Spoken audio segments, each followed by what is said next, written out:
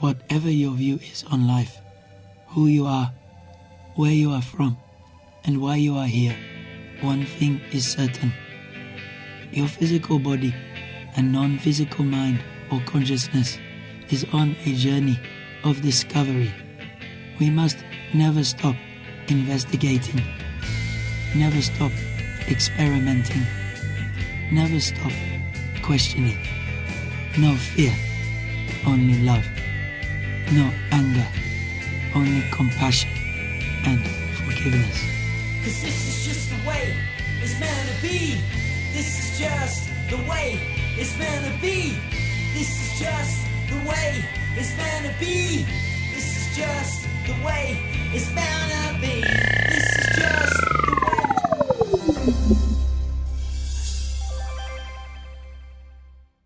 And that leads me to ask, what is death? Our materialist science reduces everything to matter. Materialist science in the West says that we are just meat, we're just our bodies. So when the brain is dead, that's the end of consciousness. There is no life after death. There is no soul. We just rot and are gone. But actually, many honest scientists should admit that consciousness is the greatest mystery of science. And that we don't know exactly how it works. The brain's involved in it in some way, but we're not sure how. Could be that the brain generates consciousness the way a generator makes electricity. If you hold to that paradigm, then of course you can't believe in life after death. When the generator's broken, consciousness is gone. But it's equally possible that the relationship, and nothing in neuroscience rules it out, that the relationship is more like the relationship of the TV signal to the TV set. And in that case, when the TV set is broken, of course, the TV signal continues. And this is the paradigm of all spiritual traditions, that we are immortal souls, temporarily incarnated in these physical forms to learn and to grow and to develop. And really, if we want to know about this mystery, the last people we should ask are materialist reductionist scientists. They have nothing to say on the matter at all. Let's go rather to the ancient Egyptians, who put their best minds to work for 3,000 years on the problem of death, and on the problem of how we should live our lives to prepare for what we will confront after death. And the ancient Egyptians expressed their ideas in transcendent art, which still touches us emotionally today, and they came to certain very specific conclusions that the soul does survive death, and that we will be held accountable for every thought, every action, every deed that we have lived through in our lives. So we better take this precious opportunity to be born in a human body seriously and make the most of it. And in these inquiries into the mystery of death, the ancient Egyptians weren't just exercising their imaginations. They highly valued dream states, and it's now known that they used visionary plants like the hallucinogenic blue water lily. And it's interesting that the ancient Egyptian tree of life has recently been identified as the Acacia nilotica, which contains high quantities of DMT, dimethyltryptamine, the same active ingredient that we find in ayahuasca. Now, it's difficult to imagine a society more different from the society of ancient Egypt than our society today. We hate visionary states in this society. In our society, if we want to insult somebody, we call them a dreamer. In ancient societies, that was praise. And we have erected huge apparatuses of armed bureaucracies who will invade our privacy, who will break down our doors, who will arrest us, who will send us to prison, sometimes for years, for possessing even small quantities of psilocybin or substances like DMT, whether in its smokable form or in the ayahuasca brew. And yet, ironically, DMT is, we now know, a natural brain hormone. We all have it in our bodies, and it's just that its function remains unknown for lack of research. And it's not as though our society is opposed in principle to altered states of consciousness. I mean, billions are being made by the unholy alliance of psychiatrists and big pharma in overprescribing drugs to control so-called syndromes like depression or attention deficit disorder in teenagers. And we have a love affair in our society with alcohol. We glorify this most boring of drugs, despite the terrible consequences that it often has. And of course, we love our stimulants, our tea, our coffee, our energy drinks, our sugar, and huge industries are built around these substances, which are valued because of the way they alter consciousness.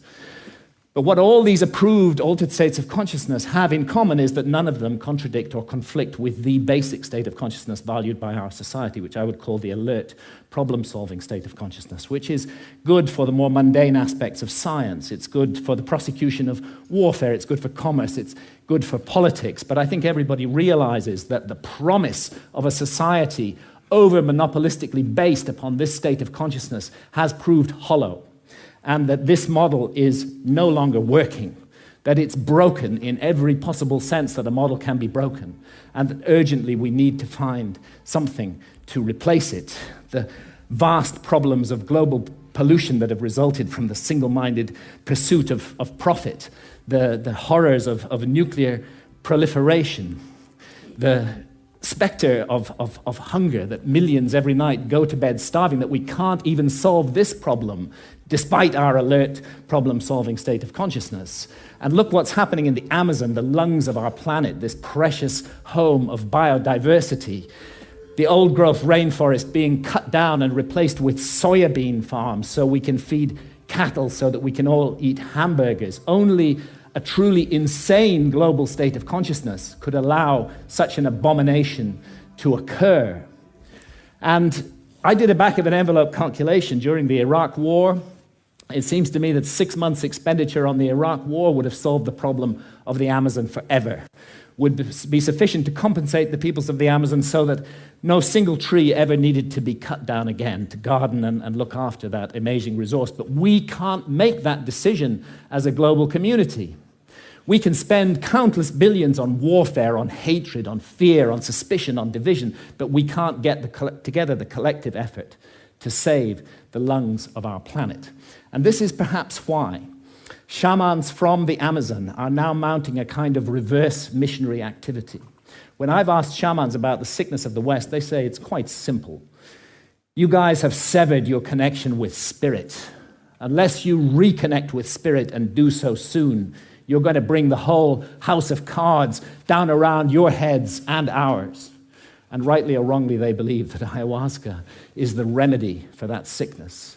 And many now are being called to the Amazon to drink ayahuasca, and ayahuasca shamans are traveling throughout the West, offering the brew, often under the radar, often at personal risk, to bring about consciousness change. And it's true that the message of ayahuasca, the universal message, is about the sacred, magical, enchanted, infinitely precious nature of life on Earth and the interdependence of material and spiritual realms. And it's impossible to work with ayahuasca for long without being deeply and profoundly affected by this message. And let's not forget that ayahuasca is not alone, that it's part of an ancient worldwide system of the targeted, careful, responsible alteration of consciousness.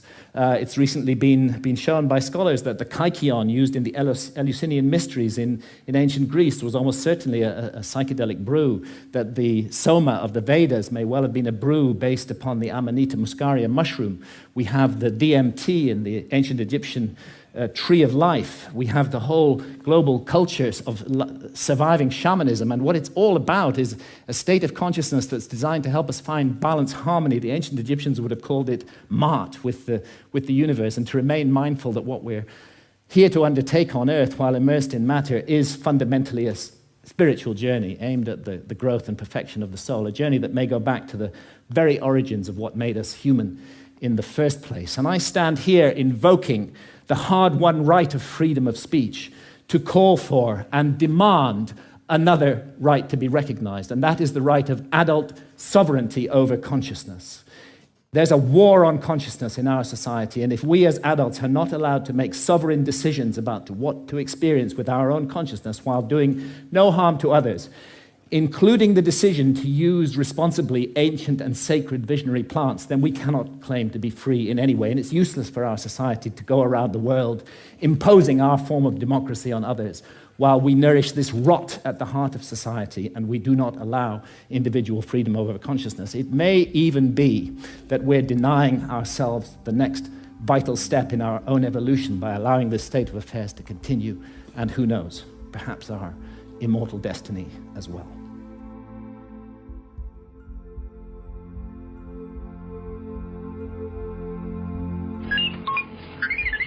Thank you for listening to the China Jedi podcast. Set aside your filters of bias The truth is learned, never told.